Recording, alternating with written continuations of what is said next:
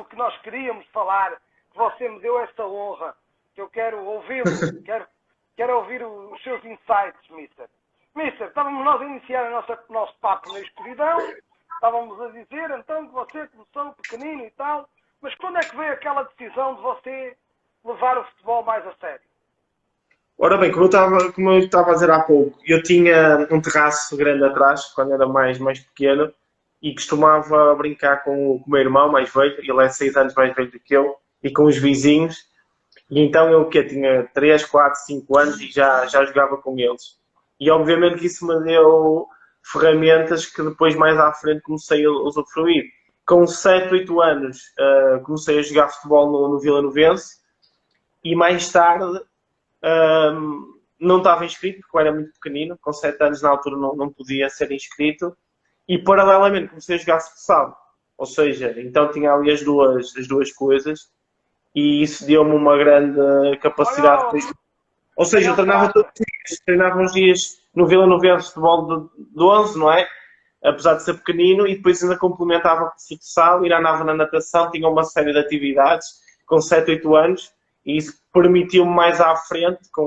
Entretanto, comecei a jogar federado no futsal 2 anos, jogava sempre acima, jogava sempre um escalão acima, e com 11 anos fui para o Porto.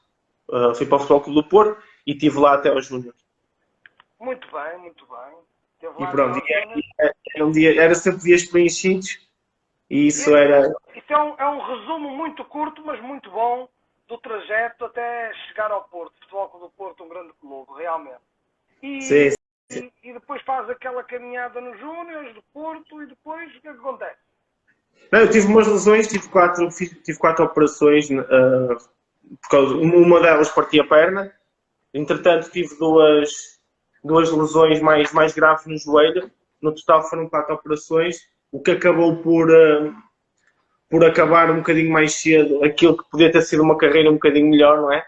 E ainda joguei no Candal, nos Séniores, joguei no Vila Novense outra vez, que foi a equipa que eu comecei quando era muito pequenino, e pronto. Entretanto, acabei no futsal.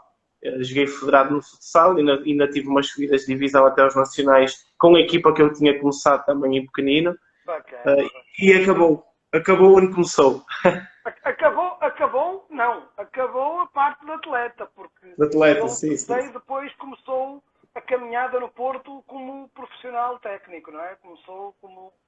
Na Dragon Force, sim, sim, sim, sim, sim. Quando é que você tomou a decisão, vou dar continuidade a este meu sonho como treinador? Não, eu tive a sorte de ter bons ou grandes treinadores. Tive treinadores como o Mister Israel, o Paulo Souza, que muita gente conhece, o Vítor Pereira, também muito conhecido. E esses treinadores deixaram sempre ali um bichinho também, eram pessoas muito competentes já na Mister altura. Israel, campeão da Champions Sub-19 do ano passado, não é? Exatamente, exatamente. Tive pessoas que sempre me deixaram esse bichinho, então foi quase um transfer automático. Não tive, não foi nada forçado, era algo que também nunca foi pensado. Não pensei quando era mais pequeno ser treinador de futebol. Eu pensava era jogar, era isso que me movia. Mas surgiu depois, foi surgindo a oportunidade. Comecei no Candal e depois passei para a Dragon Force. E foi sempre conciliando o treinar, o jogar, o estudar, foi sempre conciliando uma coisa com Sim, a tudo, outra. tudo, tudo, tudo. Era um dia que começava às vezes às 6 da manhã e acabava às 11 da noite. Pronto. Isso desde quando era atleta, mesmo depois como treinador, foi continuando, não é? Fui porque houve uma parte de transição em que eu continuei a jogar, tinha o bichinho e já estava a treinar e também estudava, estava a acabar a faculdade e então tinha as três coisas e não sobrava muito tempo. Amigo, muita gente não sabe, mas nós tivemos algumas aventuras pela América do Sul juntos e você teve algumas aventuras pela América do Sul sozinho, com outro pessoal.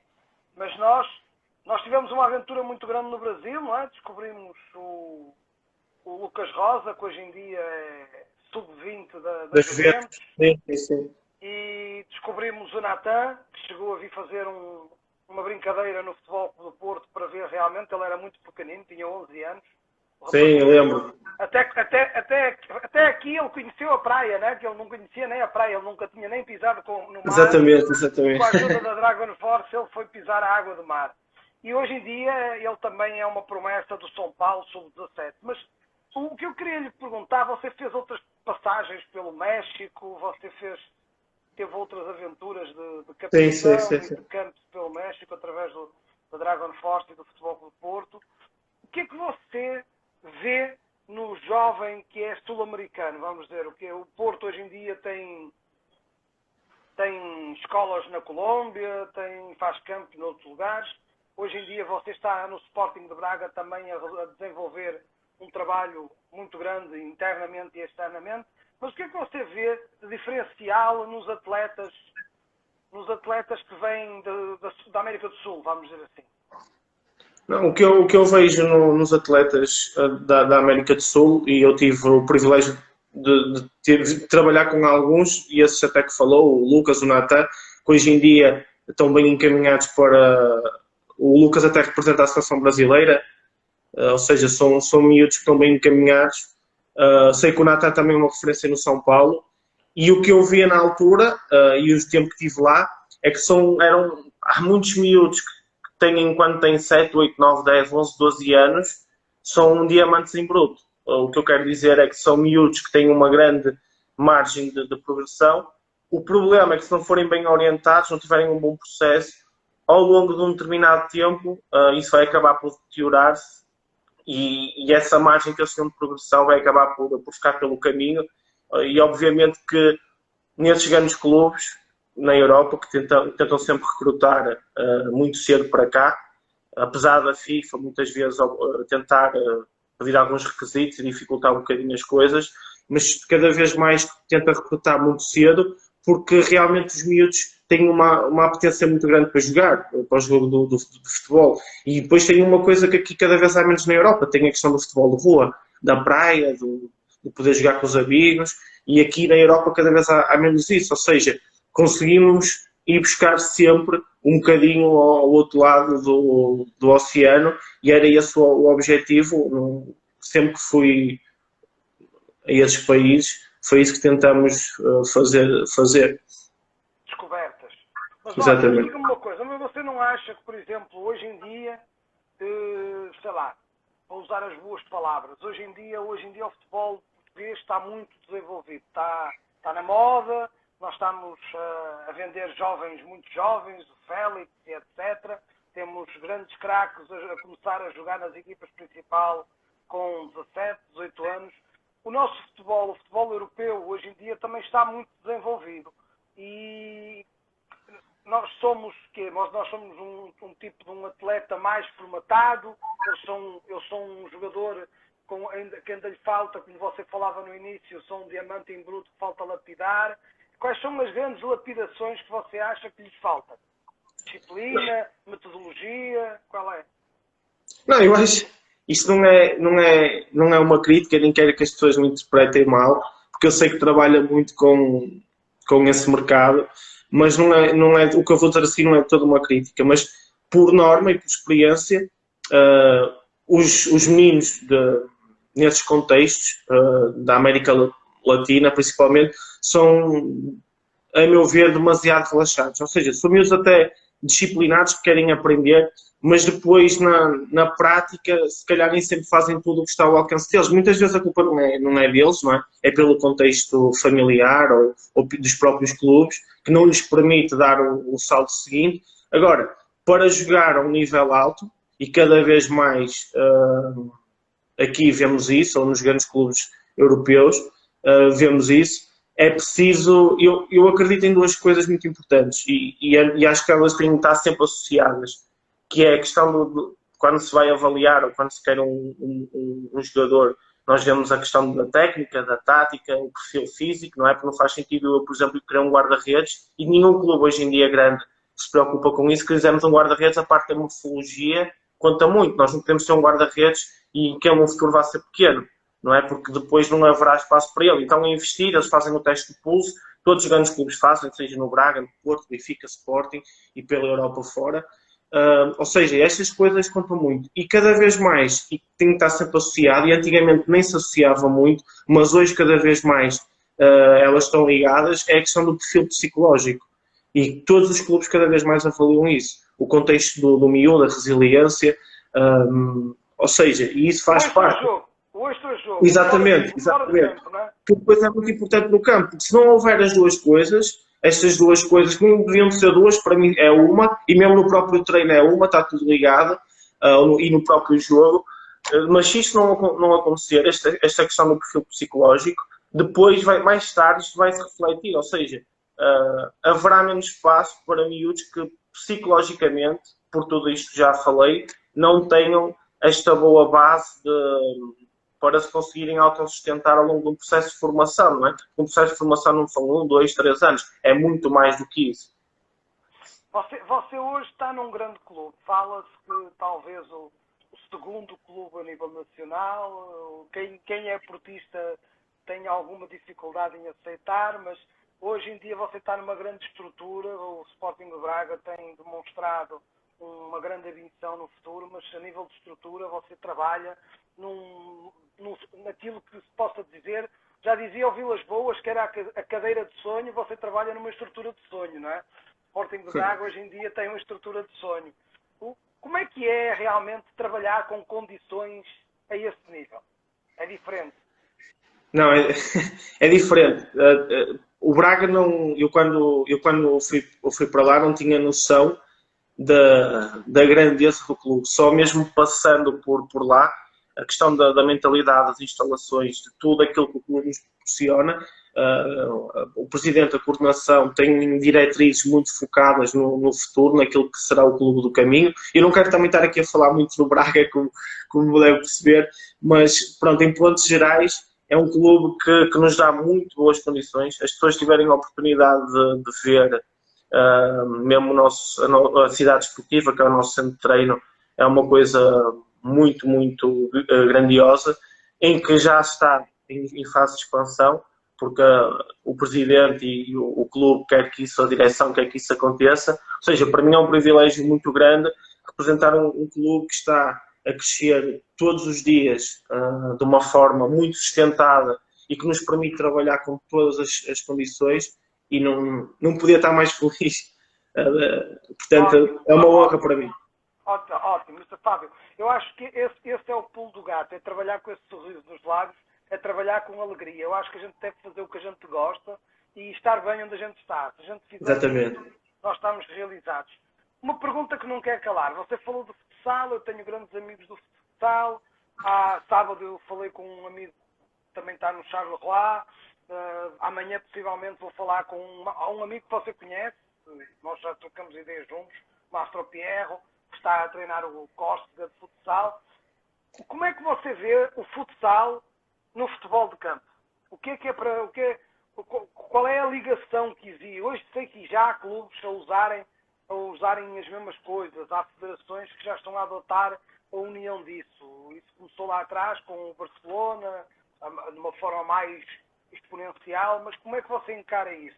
Eu vejo você como o treinador do futuro, portanto eu quero ouvir o que é que você vai dizer. Não, a questão de que você está a falar das associações, de começarem a tentar juntar as coisas, tem a ver com a recriação do futebol de rua, que era aquilo que eu cá estava a dizer, que aqui na Europa se perdeu bastante.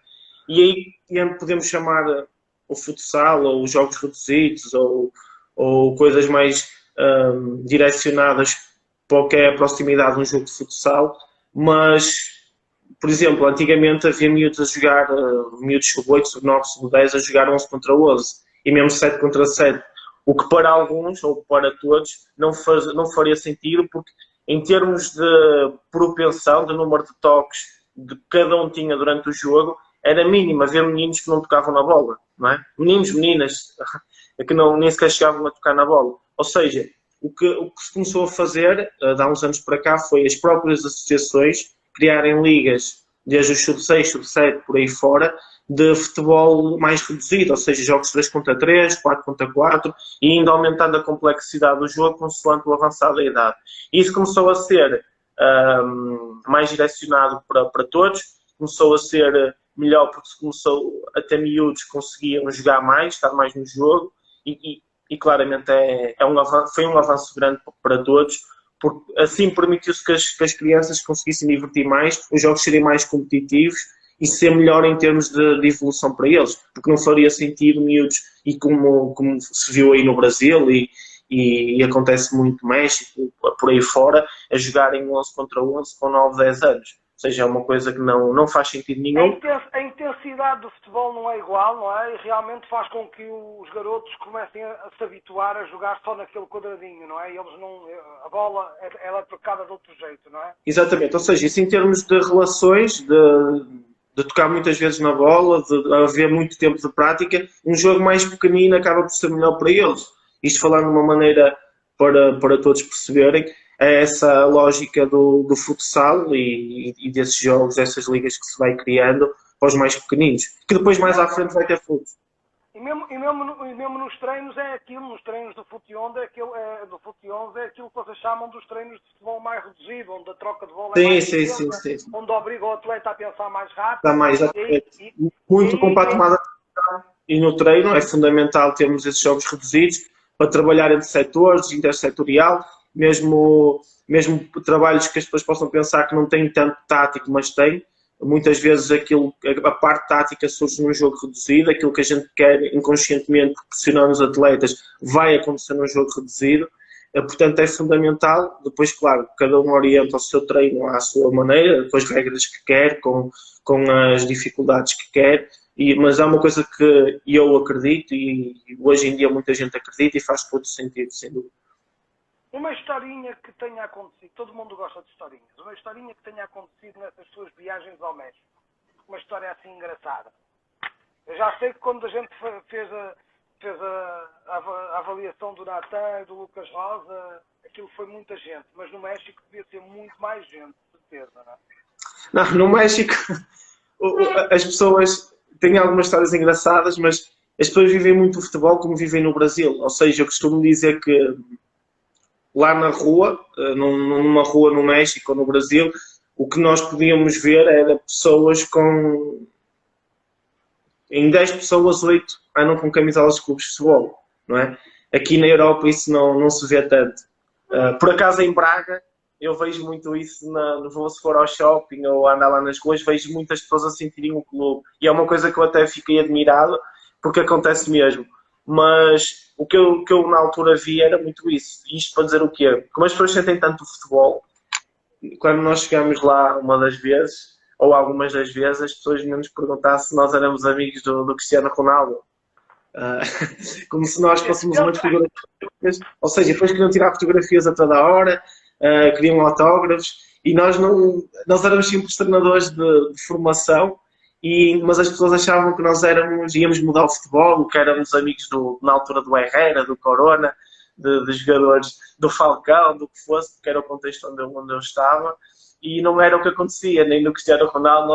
Só que eles, como veem alguém da Europa a chegar lá, e como ligam muito à questão do símbolo, eles associavam muito que nós éramos figuras públicas, então tivemos uns episódios engraçados, mas pronto, mas nada que também fosse. Nunca lhe aconteceu aquele cara, a mim aconteceu-me bastante no Brasil, aquele que diz, eu tenho lá um amigo no Porto que se chama Costa, você conhece? E eu disse, cara, Costas é o que mais não falta no Porto, cara, não estou a ver quem é. Isso está bem. Eu tenho um amigo meu lá que ele tem uma loja de camisas, chama-se Silva e não sei quem. Eu, tá, ok. Não, isso está bem. A imagem que eles têm um pouco de Portugal é uma imagem um pouco ainda, não sei, eles acham que Paris é uma coisa, não sei o quê, que Portugal é uma coisinha pequenina. A minha luta no Brasil durante muitos anos era explicar ao brasileiro, porque eu tenho a honra de dizer que eu fui falar de futebol para o Brasil antes do Jesus, e que o que Jesus fez eu já estava a prever, né? Portanto, não foi novidade nenhuma para mim. Foi uma maluqueira eu ir para o Brasil dizer aos brasileiros falar que eu podia falar de futebol com autoridade. Então todos eles me mandavam dar uma grande volta. Agora, o engraçado é que quando a gente falava de futebol, eles achavam que eles entendiam mais de futebol e que nós não percebemos nada. Você foi para lá com um outro conceito e a gente, quando fomos com uma marca também de peso, tudo bem, mas naquelas conversas de café que eles todos gostam, quando a gente começa a falar, tentar falar um pouco sério, eles achavam que eram mais apaixonados por futebol.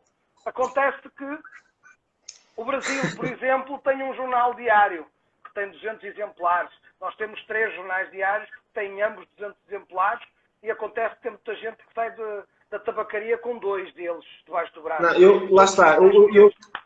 Eu percebo isso que está a dizer e faz sentido. Eu ainda há 2 dias saiu uma entrevista do Ivan Helguera, do antigo central do Real Madrid, central, médio centro, e ele dizia que tinha, na altura dos Galácticos, tinha jogado com essa geração de ouro e referiu que o Zidane, o Figo e o Beckham eram excelentes profissionais, mas que o Roberto Carlos e o Ronaldo não eram tão bons profissionais.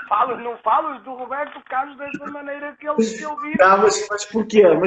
Porque eles diziam mesmo isso, ou seja, que havia momentos que eles eram jogadores mais relaxados, porque lá está, é cultural. Não quer dizer que não fossem, que foram os melhores jogadores da história do futebol, mas eles tinham um nível para poder estar assim, mas isso também eram outros tempos. Hoje em dia isso não acontece. Hoje em dia quem não tiver, e aliás o Neymar tem tido alguns problemas com isso, e se calhar a carreira dele não está a ser ainda melhor, também muito fruto disso, ou seja, hoje em dia quem não tiver aquela questão do perfil psicológico, não for porque isto é assim, isto há tudo, quando um miúdo chega cá, um jogador de futebol, ele é metido quase numa máquina, não é? E é avaliado tudo. Os grandes clubes funcionam assim. E o que é que acontece? Se muitas vezes essa parte do contexto dele, da vida dele, da mesma vida social, etc., não tiverem congruência com o que é as diretrizes do clube, obviamente que isso mais à frente não vai dar um resultado. Não é? Porque hoje os clubes têm tudo, os clubes têm uma pulseira em que os jogadores estão a dormir e estão a controlar o sono, eles têm GPS, ou seja, é tudo detalhado. Tudo é um ativo, não é? E, portanto, eu falo isso muito para os meus atletas, é para eles deixarem de colocar porcaria nas redes sociais, porque um dia isso vai vir à tona, não é? Assim como veio à tona a reportagem do Neymar, quando ele tinha 17 anos, veio aquela primeira reportagem quando ele tinha 12, que ele não sabia nem falar. Hoje em dia é as redes sociais. Nós temos esta facilidade de colocar coisas nas redes sociais e muitos dos jovens esquecem-se que aquilo que a gente coloca nas redes sociais, por mais que eles apaguem, fica lá. E por mais que eles achem que ninguém viu, os treinadores, os diretores, eles de vez em quando dão uma espiada, né? Portanto, isso, quer queiramos, quer não, dizia-me um treinador há dias que eu perguntava-lhe qual era o sentimento de redes sociais, ele dizia, eu procuro não ver, porque se eu vir isso pode me influenciar dentro de campo, então eu procuro não ver as redes sociais deles, que é para não poder influenciar. Sim, é uma perspectiva de ver as coisas e faz sentido. E eu, por acaso, gosto de ver. Gosto de estar em cima porque é uma forma de também conhecermos os atletas e é importante.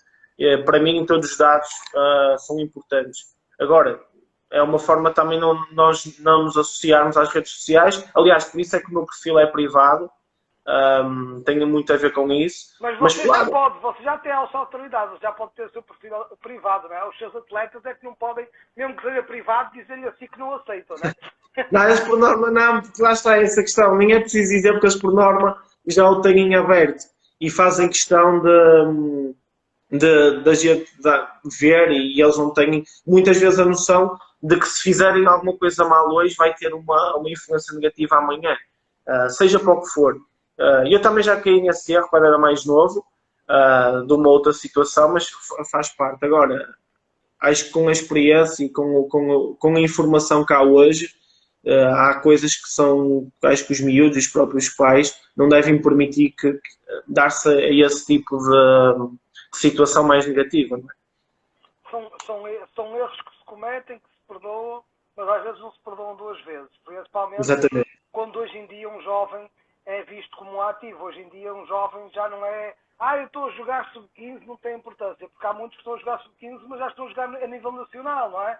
E já tem seleção, e hoje em dia eu digo para muita gente, eu falo muito com o mercado exterior, e há muita gente que me vem falar, eu jogo no clube XPTO, eu digo, amigo, onde é que isso fica? Porque eu não faço ideia. Não, mas eu marquei um golo, não sei o quê, cara. eu explico a eles que hoje em dia, na Europa, e falando de Portugal em concreto, todas as grandes equipas da Primeira Liga já têm uma grande equipa de scout. E não há nenhum jogador dos 15 anos em diante que já não esteja catalogado. E quando eu digo grande jogador, é um jogador que joga nível A ou nível B no Brasil, por exemplo. Sim, Ele já está catalogado, eles já sabem que ele existe. Portanto, não é aí que nós entramos Soccer Life. Nós entramos naqueles que não chegaram ao nível A, não chegaram ao nível B e ainda têm a oportunidade, porque o tempo luta contra eles, toda a gente fala que o futebol acaba cedo, mas ninguém explica que o futebol começa cedo. E o futebol, como a sua história diz, você já falou tudo, que ele começa muito cedo, ou de uma maneira, uns de outra, não há um jogador igual ao outro, cada um vai conseguindo, mas há um limite para ele realmente se dedicar ao futebol, há um limite para ele iniciar a profissionalizar o futebol, e isso é muito importante aquilo que você falou, é muito importante ter cabeça, eu acho que é importante aquilo que você também falou, é importante o pai saber ser pai de futuro atleta, portanto, tem que guardar o lugar de pai e deixar o lugar de formador para o clube, para o atleta, porque o que muitas vezes acontece é, às vezes a culpa não é dos miúdos. Os miúdos são muito aquilo que são em casa, não é? Ou seja, aquilo que eles são no exterior parte muito daquilo que eles também trazem de casa. Nem sempre, porque eu acredito que haja pais fantásticos e os miúdos muitas vezes nem assim conseguem aproveitar as oportunidades, isso também acontece, porque isto também tem muito a ver com o ADN de cada um e com aquilo que cada um quer, porque nada é dado, isso é certo, ou nós lutamos pelas coisas, ou então é muito complicado conseguirmos chegar a algum lado, porque hoje em dia nem com um pai rico, não é? Como se diz, nem um pai rico, porque mais cedo ou mais tarde, se nós não nos prepararmos bem, as nossas lacunas vêm ao de cima. E depois o próprio caminho, o próprio, podemos chamar de destino, o que as pessoas quiserem dizer, vai acabar por excluir essas pessoas. Ou seja, é importante nós conseguirmos ter uma boa base em casa. E o que às vezes a mim me chateia, por exemplo, é acabar um jogo e ver miúdos cá fora em que o pai lhe dá uma Coca-Cola, ou um croissant, ou, não é? Porque quer dizer, isso não faz sentido. Ou como não faz sentido, nós estamos ainda agora damos treinos pela aplicação do Zoom, damos treinos online aos miúdos, porque eles não estão parados, e chateia-me que constantemente, por exemplo, os meus miúdos, treino após treino, cheguem tarde. Não é? Porque isto chegar tarde a um treino, mesmo que seja online, é um princípio mau, é como chegar tarde à concentração de um jogo, por exemplo. Ou seja, mas às vezes nem é culpa dos miúdos, porque os miúdos nem sequer querem chegar tarde, é os pais que os levam, ou os pais que não lhes deram o telefone, ou os pais simplesmente não estão ligados com o futebol, ou nem querem que eles sejam jogadores de futebol, outros querem demasiado, mas depois também não sabem o que é que vão fazer para o fazer, e é aí que o Alexandre também entra. Agora, são coisas que às vezes nos vão chatear, mas não podemos mudar tudo. Podemos dar diretriz, podemos aconselhar os miúdos, os pais, mas depois há sítios que a gente não consegue chegar. E isso, por muito que lutemos contra isso, então não vale a pena se chatear muito, porque às vezes não dá mesmo. Não dá, simplesmente não dá e há que aceitar. Infelizmente, por mais que dure e que custe, quando não dá, neste tipo de alta performance que você está, quando não dá, tenta-se uma vez, tenta-se duas vezes, à terceira vez a gente olha para o lado a ver quem é que está ao lado. Porque assim, sim. Como disse, todos os grandes clubes têm uma grande rede de scouting. Até os clubes mais pequenos têm. A questão entre um clube grande e um clube pequeno é que o clube pequeno vai ficar com as sobras ou o que o clube grande não quiser. Mas mesmo o clube pequeno aqui consegue estruturar-se, eu falo aqui em Portugal, consegue reestruturar-se e ter sempre miúdos e uma base de scouting relativamente boa. Agora, principalmente os clubes grandes, eles têm 10, 15, 20 jogadores por posição a top, constantemente a chegar todas as semanas. Ou seja, é muito fácil, se este não dá, vem outro. Se este não dá, vem outro. É uma transição. Eu acho que já mudou um pouco. No passado havia a história, no tempo do Branco, qualquer brasileiro chegava cá. Eu digo Branco pela iminência do Futebol Clube do Porto, mas chegava qualquer um cá, ele sabia dar uns toques na bola. É quase já. Os caras faziam os acordes nas guitarras, eram cantor, então era fácil. Hoje em dia não é assim.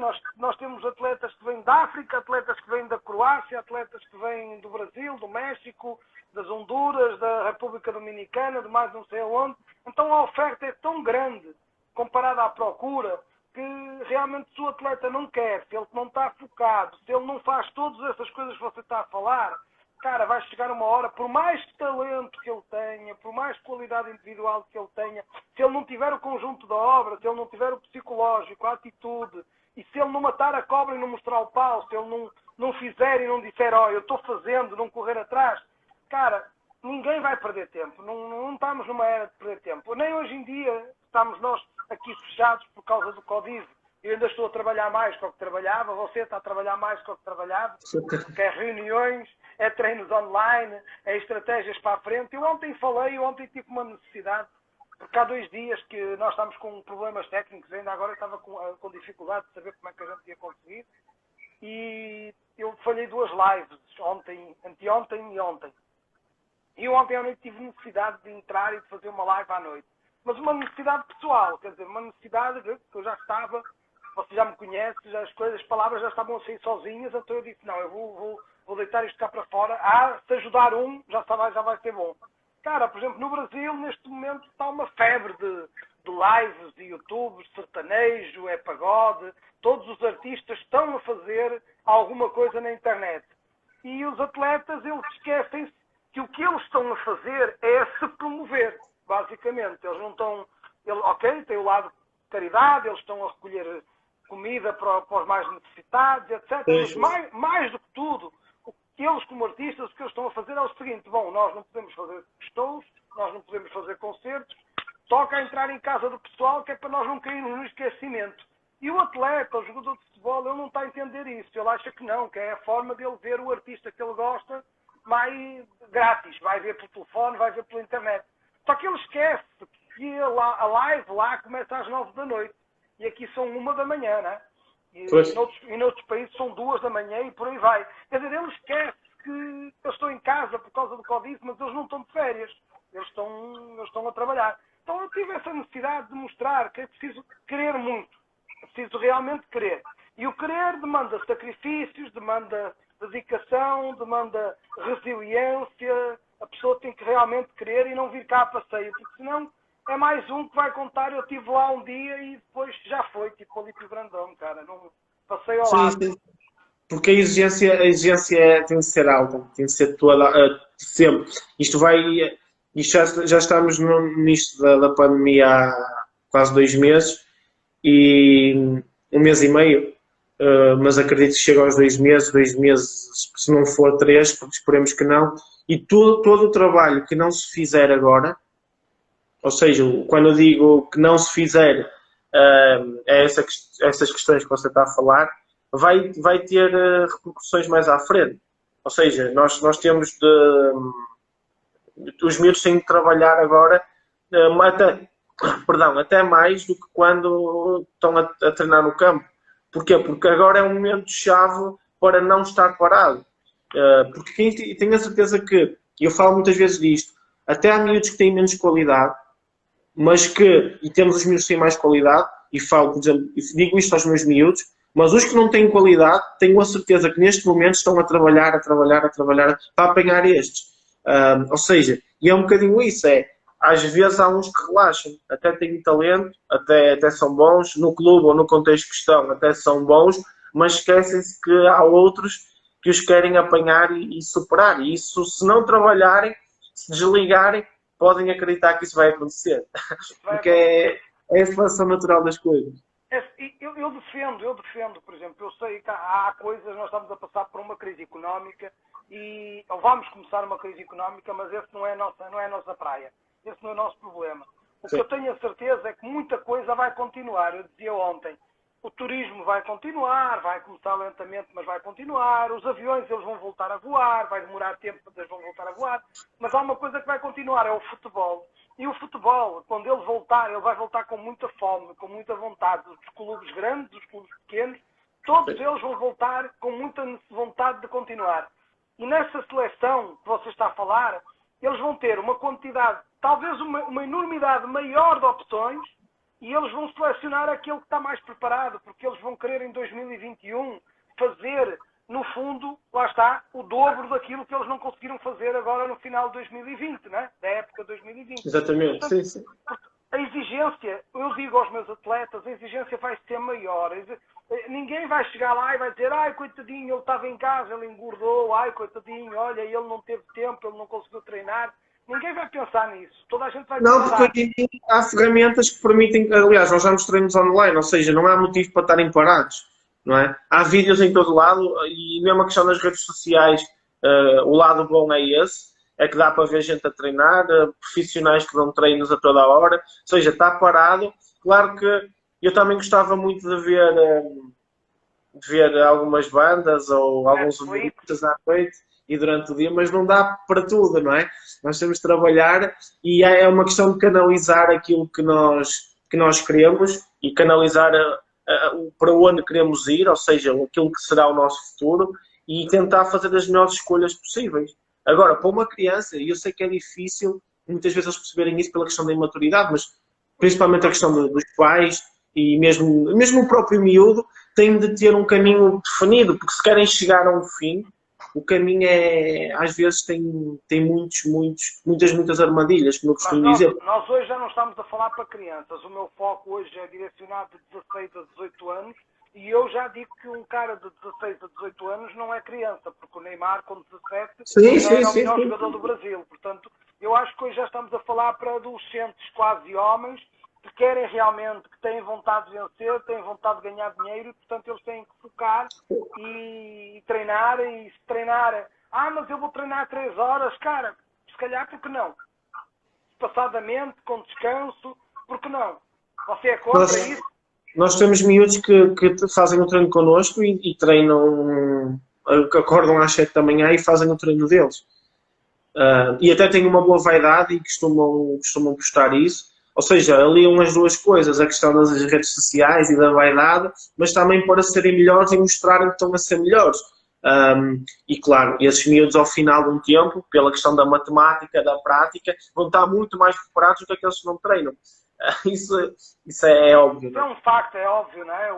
O treino é o que faz realmente a sua capacidade de resposta aumentar, é o que aumenta o pulmão, é o que aumenta N de fatores que vão permitir. E se o espaço é reduzido, lá está em casa, então tem que se restringir ao espaço reduzido de casa. Se o outro tem o jardim, ele usufrui do jardim, mas tem que chegar. Olha, está aqui um amigo, o Iglesias, a dizer que você vai longe. É uma coisa que nós já sabíamos, cara. Desculpa, Iglesias, mas isso é uma coisa que eu já sabia. Eu concordo em absoluto, é isso mesmo. Um abraço para o Iglesias. Um abraço. É um bom amigo. Eu queria que você me dissesse o seguinte. Nós ainda temos algum tempo com estas idas e voltas, com estes fechos e aberturas. Diga-me você hoje, quando você trabalha com africanos, você trabalha com descendentes africanos, você trabalha com brasileiros, você trabalha com outros sul-americanos e você trabalha com portugueses. Você acha que o jovem português hoje, tecnicamente, ou vamos dizer, a nível psicológico, está preparado tanto quanto o estrangeiro, ou vice-versa? Você acha que o talento do estrangeiro ou a vontade de alguns estrangeiros é maior que a vontade de alguns portugueses? Qual é a sua leitura nisso? É assim, eu não tenho uma leitura, eu não posso dizer que tenho uma leitura muito concreta, porque estamos a falar de pessoas e de casos diferentes. Eu vou-lhe dar, por exemplo, eu tenho um exemplo de um menino guineense, no Sub-15, que é o fora de série, e ele neste momento está a treinar numa varanda que tem 3 metros por 1, ou seja, ele não tem espaço nenhum. Mas o que ele tenta fazer é impressionante, ou seja, esse exemplo que temos na equipa, porque foi um menino que veio da Guiné, que não tinha nada ou tinha algumas dificuldades, mas pelo talento dele teve a oportunidade de vir para cá e é um miúdo fora de série, é mesmo fora de série e acredito que futuramente vão ouvir falar dele. Mas ele mesmo agora não tem espaço para treinar, ele treina numa varanda, uma coisa muito minúscula. E ele faz coisas impressionantes, ou seja, nós temos um exemplo dentro da equipa para os restantes. Isto é, não há nenhum miúdo que possa dizer mas eu não tenho espaço, não, todos têm mais espaço que ele, ou seja, se ele faz, os outros têm de fazer. Agora, sinto que os nossos miúdos aqui estão mais preparados, sempre que vem algum miúdo de fora, por norma, estão mais preparados, porque também têm mais anos do nosso contexto, mas o que também vejo acontecer, e por isso é que a minha resposta não pode ser concreta por causa de tudo, mas o que vejo acontecer é miúdos que vêm de fora, com uma grande vontade de mostrar, e muitas vezes também vêm do nada, e sabem que ou dá aqui, ou a vida deles será totalmente diferente. E então vêm com uma vontade muito grande e são um exemplo para os nossos, entre aspas, que são de Portugal. Não é? Ou seja, acontecem as duas coisas, como também acontece miúdos que vêm de fora e que se calhar acham, ou até ouvimos os empresários a falar que eles são fora de série, são muito bons, mas depois chegam cá e não têm, não mostram aquilo que valem, porque se calhar não estão preparados, se calhar o contexto deles é diferente, se calhar o próprio empresário fez uma autopromoção despropositada e acaba por ter insucesso aqui, ou seja, faz uma semana de treinos e afinal não era aquilo tudo que diziam, ou até não houve tempo para ele, para ele conseguir mostrar as qualidades, mas aqui não há tempo, era como você dizia há bocado, aqui ele chega e consegue-se fazer coisas muito bem, ou então há que ter um bocadinho de paciência, às vezes voltar, ou até estar num clube mais pequenino, porque a exigência é realmente muito grande. E muitas vezes um menino que até pode ser o melhor no contexto dele, no Brasil, no México, quando for, nos clubes todos que disse, chega aqui e vai ter dificuldade, porque o contexto, a intensidade do jogo, seja com bola, a pensar o jogo, a correr, ou o que vocês quiserem chamar de intensidade, é muito maior do que no sítio dele. Não é? É normal, é normal. Por exemplo, eu ontem falava, e você sabe, o meu programa é um programa que foi iniciado com o Porto e que eu fui aperfeiçoando, e hoje em dia eu trabalho com todos os clubes que me abrem a porta. Sou muito grato a esses mesmos clubes. Agora, nós somos uns facilitadores e nós, claro, nós não somos um programa para trabalhar única e exclusivamente com atleta carenciado, ou não somos um programa para trabalhar só com craques. Nós somos um programa de formação. E às vezes acontece exatamente isso. Vem o atleta realmente, até porque no seu país ele é um atleta diferenciado, ele tem uma qualidade de vida diferente, quer dizer, isto, comparando o incomparável, é como a escolinha do Futebol Clube do Porto na Colômbia. Não tem pobre na escolinha do Futebol Clube do Porto na Colômbia. Bogotá só tem filho de rico. Agora, que é possível ele chegar lá, eu defendo, e há muitos anos que eu defendo, que o atleta não tem que vir das comunidades carentes. O facto de ele vir das comunidades carentes e dar certo, é a vontade dele de dar certo. Então, o que nós chamamos no nosso programa mudar o chip. O pai dele, se ele conseguiu uma coisa, ou se ele conseguiu uma outra, ou se o empresário consegue mantê-lo aqui para que ele consiga aprender e mudar o chip, ou se ele conseguiu convencer alguém para que lhe dê esse suporte para que ele venha ao nosso programa, o importante é que ele mude o chip. O importante é que ele se dedique, é que ele foque realmente que jogar futebol não é jogar lá no condomínio dele, não é jogar com os amiguinhos dele, não é levar aquelas pancadinhas nas costas a dizer, cara, tu és muito bom, isto vai dar certo. Jogar futebol é uma profissão como qualquer outra. Você, como treinador, você estuda todos os dias, um advogado estuda todos os dias, um médico estuda todos os dias e continuará a estudar. O jogador de futebol, ele tem que treinar, o estudo dele é treinar, ele tem que treinar repetidamente, ele tem que estudar repetidamente. As táticas vão variando, vocês estudam de jogo para jogo, quando vocês vão jogar com um clube, vocês têm que jogar de um jeito, quando vão jogar com outro, têm que jogar de outro jeito. E a liberdade do jogador é exatamente isso, é que ele não tem que fazer esse trabalho de estudar a outra equipa. Isso fica um pouco para a equipa técnica. Ele tem que fazer aquilo que o técnico lhe vai dizer. O que é que você sente no atleta, que eu sinto, eu vejo, eu sou um treinador de bancada e trabalho muito com isso. Eu vejo que muitos deles vêm convencidos que eles têm algum talento, que eles têm alguma desenvoltura. Os pais, já nós falamos, muitas das vezes é um problema. Graças a Deus eu tenho esse problema resolvido, porque a grande maioria dos pais dos meus atletas não estão cá, portanto eles só vão ver de vez em quando.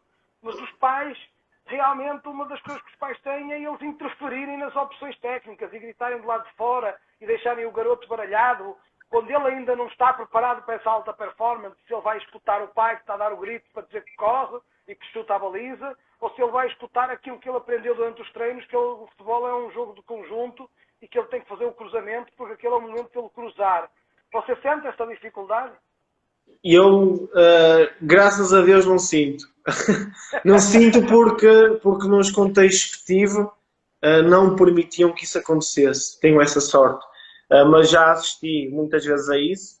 Já assisti, principalmente no início da época, também tenho tido sorte com os pais que fui tendo, dos atletas, porque também o próprio clube não permite que isso aconteça, e eu também não. Mas o que acontece muitas vezes é na pré-época ou na primeira jornada do campeonato, haver um pai que diga qualquer coisa, mas eu, como treinador, a partir daí intervenho, não para o pai, mas para o miúdo, no sentido de se ele voltar, por exemplo, a olhar para a bancada ou fazer o que o pai manda, não joga.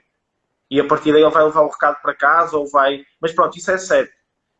Mas a partir daí os próprios pais percebem a mensagem e tenho tido sorte, tenho tido pais que percebem claramente isso, mas também é questão do clube. Se não perceberem, não há espaço para estarem num clube, por exemplo, como o Braga, que eu estou agora. Não há. As pessoas têm que ter esse nível de educação. Claro que os outros clubes, nos outros pais, nas outras, muitas vezes contra nós, as coisas encherem-se um bocadinho. Nós também percebemos, até isso é bom para nós porque nos cria dificuldades.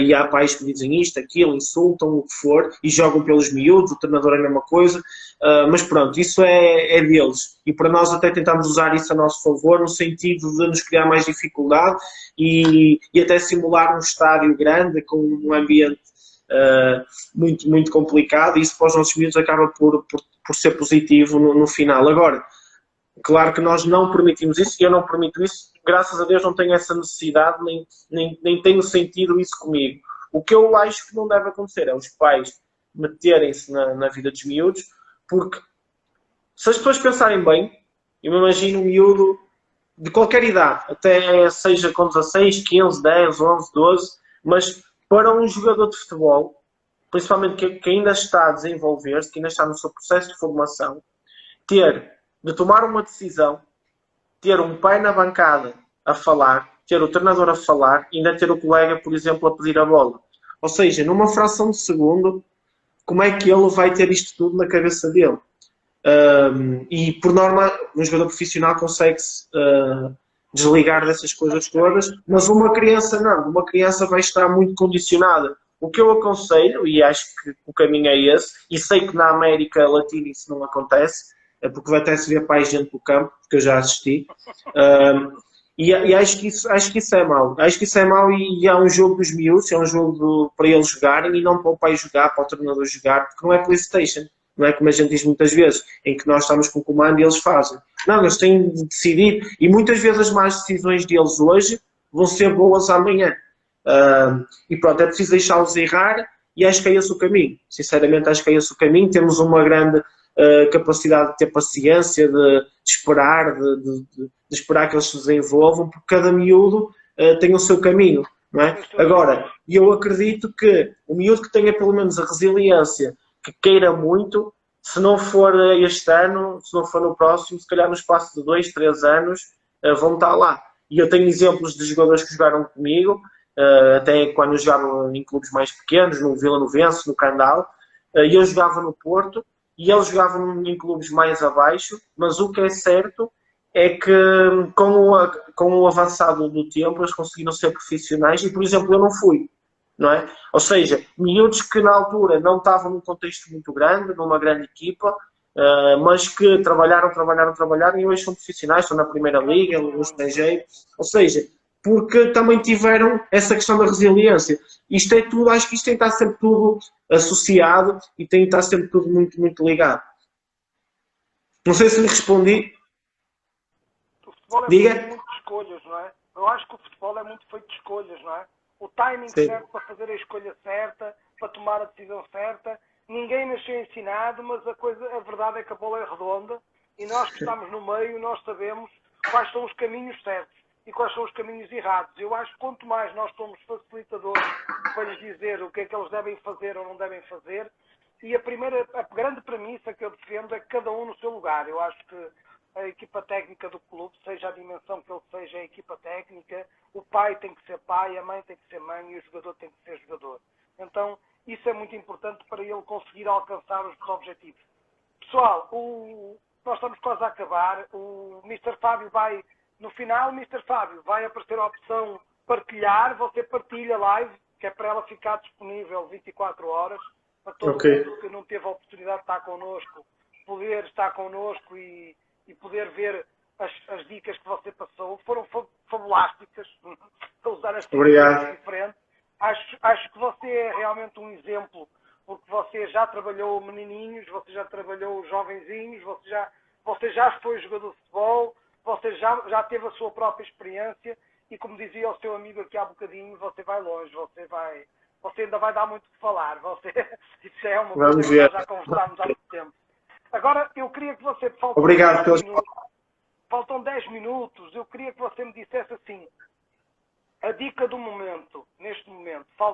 Nós estamos a 15 dias, a 10 dias, a um mês e meio desta coisa começar. O que é que um atleta tem que trabalhar além do psicológico? O que é que ele tem que pensar? O que é que ele tem que pensar para a próxima época? Além de que agora é o momento de pensar a próxima época, não dá mais para pensar nesta época. O que é que ele tem que realmente fazer para fazer a diferença? Eu acho que, essencialmente, esses atletas têm de definir vários caminhos no sentido de o que querem a curto, médio prazo e onde querem chegar a longo prazo. Okay? Sendo que estes dois caminhos vão estar interligados.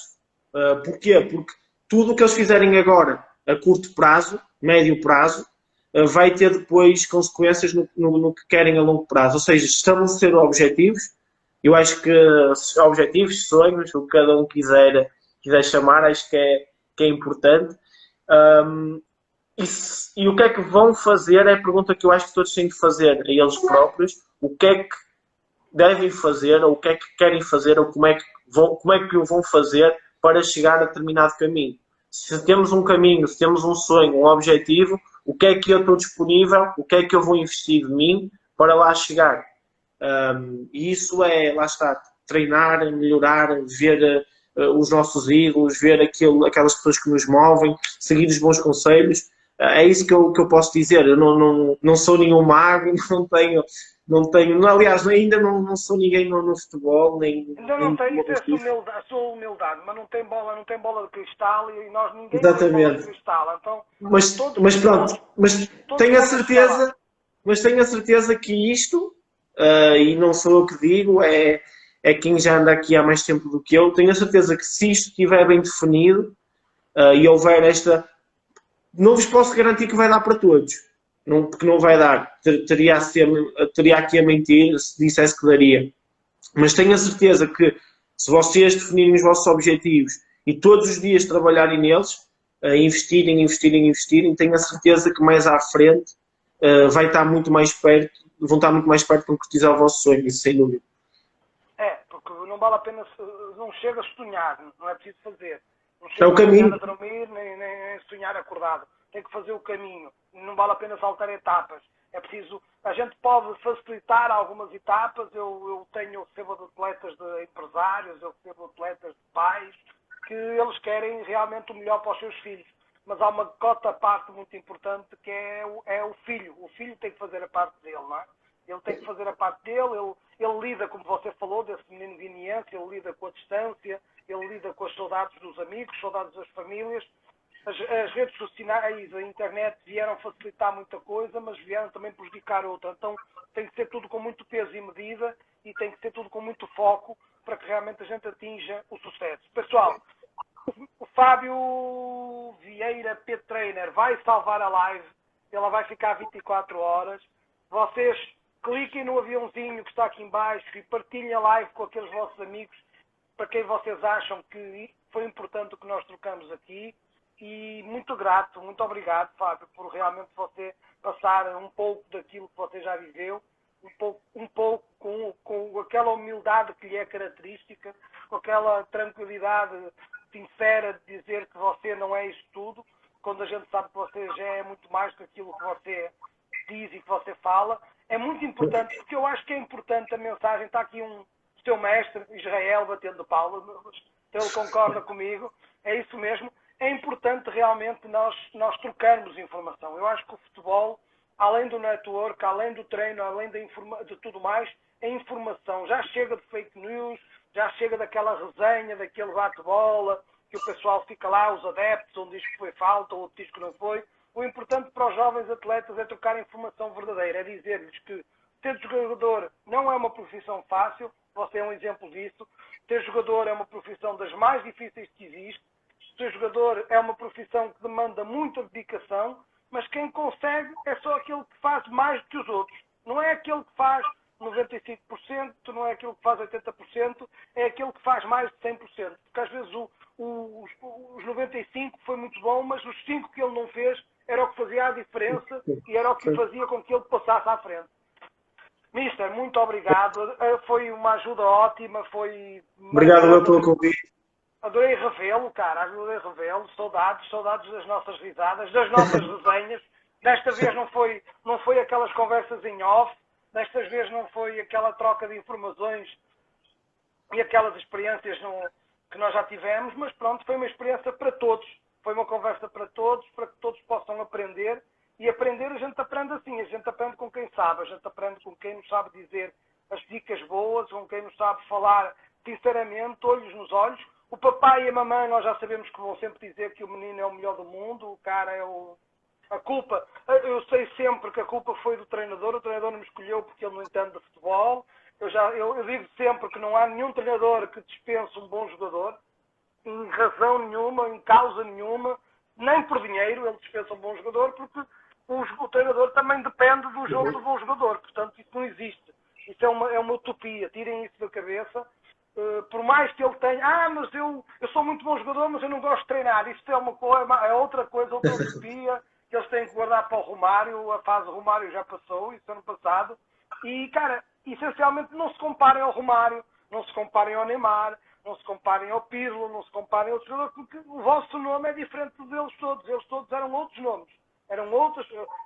Tentem seguir os bons exemplos, ok. Os bons exemplos que o Romário tinha, o bom drible que o Neymar tinha, a trivela que o Quaresma tem, mas não, de resto esqueçam tudo o resto. Tudo o resto é coisa de craque. Agradecer o convite, Presidente, e que continue a ajudar os miúdos a facilitar, a ser um catalisador para eles terem mais sucesso, não é? Espero que continue por caminho. Obrigado. E obrigado. Obrigado. Um grande muito obrigado de coração. Não esqueça de salvar a live, que o meu pessoal vai lá curtir a live, tá? E vai